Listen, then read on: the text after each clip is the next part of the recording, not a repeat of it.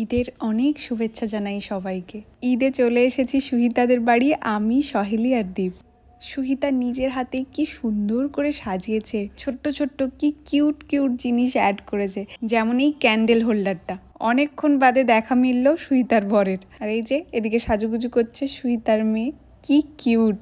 আর এনারা হচ্ছেন সুহিতার এক ভাই আর এক বোন। এনারা হচ্ছেন সুহিতার মেয়েকে যিনি সাজিয়ে দিচ্ছিলেন, ওনার দুই ছেলে মেয়ে। তিন বান্ধবীর আবার অনেকদিন পর দেখা, তাই গল্প আর থামছে না। গল্পের বিরতিতে চলে এলো চিকেন রেশমি কাবাব। আর আনন্দের ব্যাপার হচ্ছে এই, আজকের মেনুর প্রায় অধিকাংশই সুহিতা নিজের হাতে বানিয়েছে। এই দুই বৌদিও নাকি খুব হেল্প করেছে। আজকের মেনুতে ছিল ভেটকি, চিংড়ি মাছের মালাইকারি আর মাটন। আর সব শেষে এই ডেজার্টের কথা কি বলবো, যেগুলো সুহিতা পুরো নিজের হাতে বানিয়েছে। আর খেতে এক কথায় যাকে বলে দারুণ হয়েছে। এরকম ড্রাই লাচ্ছা আমি এই প্রথমবার ট্রাই করলাম, বেশ ভালো খেতে। এবারে আমরা বাড়ির দিকে রওনা দেব।